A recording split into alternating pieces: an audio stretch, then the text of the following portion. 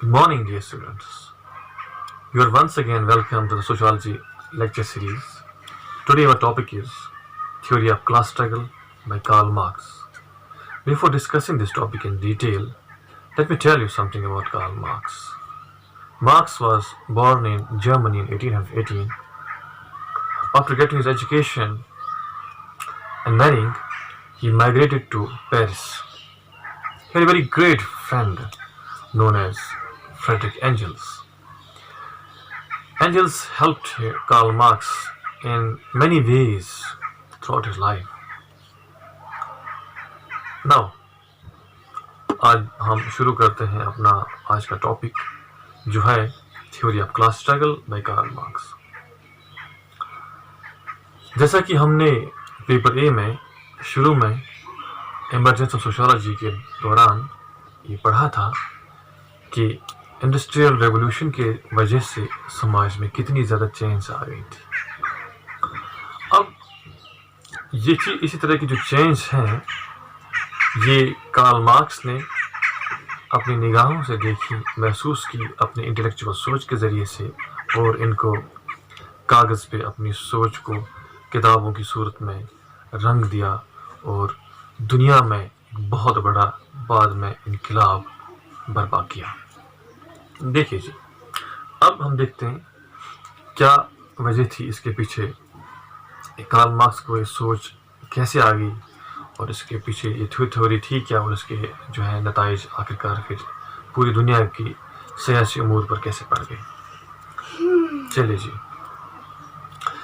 जो क्लास है, क्लास का कॉन्सेप्ट पहले मैं आपको समझाता हूँ। क्लास होता क्या है सोशियोलॉजी में, क्लास किसको कहते हैं, उसके बाद हम थ्योरी ऑफ क्लास स्ट्रगल पढ़ेंगे।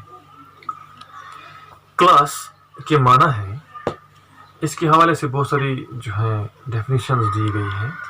इसको हम समझा सकते हैं उर्दू में इस तरह से कि क्लास ग्रोह है लोगों का जो समाज में एक मखसूस तबके से वाबस्ता है, और वो जो समाजी रुतबा, जो उनको एक मखसूस समाजी रुतबा या समाजी जो उनको हासिल है, उसकी वजह या तो उनकी माशी हालत हो सकती है, या तो उनकी जो है उनका काम का प्रोफेशन, उनका ऑक्यूपेशन और एजुकेशन स्टेटस, या उनका इकोनॉमिक कंडीशंस।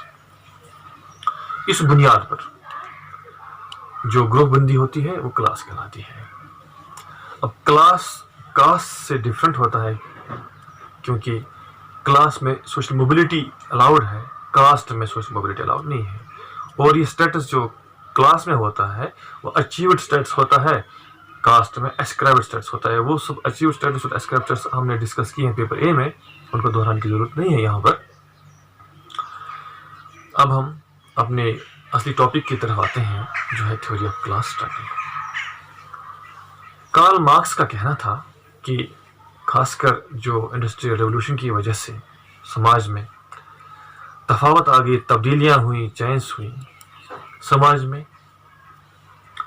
दो बहुत बड़े तबके वजूद में आए। एक जो इन इंडस्ट्रीज के ओनर्स थे, और दूसरा ग्रोह जो इन इंडस्ट्रीज में काम करने वाले बहुत सारे लोग थे। कार्ल मार्क्स ने इनके लिए अलग से अल्फाज इस्तेमाल किए। कार्ल मार्क्स ने इन कैपिटलिस्ट जो हैं या इन इंडस्ट्रीज के मालिकान ने, ओनर्स हैं, उनके लिए लफ्ज़ बोर्जुआजी यूज़ किया, और जो काम करने वाले हैं वो प्रोलेटेरिएट्स कहलाते हैं, इन्होंने कहा। देखिए जी, अब ये एक साफ बात थी, और है भी, हमें भी आज भी देखने को मिलता है दुनिया में कि जो बहुत बड़े इंडस्ट्रियलिस्ट होते हैं, उनकी इंडस्ट्रीज़ में काम करने वाले लोग जो होते हैं, बहुत उनकी तादाद होती है, वो बहुत मेहनत करते हैं, बहुत मशक्क़त करते हैं, जिसकी वजह से इंडस्ट्री में फ़ायदा होता है, उनका इकोनॉमिक गेन्स होते हैं, प्रॉफिट क्या होता है उनका। इन सब की बावजूद कि जो ये वर्कर्स होते हैं, प्रोलेटेरिएट क्लास जो है, ये बहुत मेहनत करते हैं, लेकिन कार्ल मार्क्स ने पाया कि इनको बहुत अपना ड्यू शेयर नहीं मिलता है। जो इनका हक शेयर था, इनकी मेहनत के एतबार से देखा जाता, तो वो उनको नहीं मिलता था। अब ये प्रॉफिट, ये मुनाफा जो था, ये हासिल करते थे, जो ओनर्स ऑफ इंडस्ट्रीज होते थे, उन्हीं को मिलता था। ये बेचारे जो थे, इनको इनमें से कोई ज़्यादा नहीं मिलता था, मुश्किल से जो उनको मिलता था, जो वो ज़िंदगी गुजारने के लिए जो सफिशिएंट था उतना ही। ये एक मज़े की ज़िंदगी, एंजॉय वाली ज़िंदगी इससे अपनी मेहनत से नहीं हासिल कर पाते थे, क्योंकि इंडस्ट्रियल कैपिटलिस्ट सिस्टम में इनको सिर्फ एक वर्कर या एक मजदूर की हैसियत थी, जिसकी वजह से इनको वो फ़ायदे हासिल नहीं थे। अब कार्ल मार्क्स ने कहा, जो ये प्रोलेटरिएट क्लास है, जो वर्कर क्लास है, काम करने वाले मजदूर तबका इंडस्ट्रीज में है, इनके इंटरेस्ट सेपरेट हैं, और जो बॉर्जियास लोग हैं, ओनर्स हैं इंडस्ट्रीज के, उनके इंटरेस्ट, उनके मफाद जो हैं वो अलग हैं। ये दोनों क्लासेस जो हैं, इनकी अपने इंटरेस्ट हैं, उनके अपने इंटरेस्ट, इनके सेपरेट इंटरेस्ट हैं। इन्होंने कहा, कार्ल मार्क्स ने, जो ये वर्कर क्लास है, प्रोलेटरिएट क्लास है, इसको, इन लोगों को यूनाइट होना चाहिए।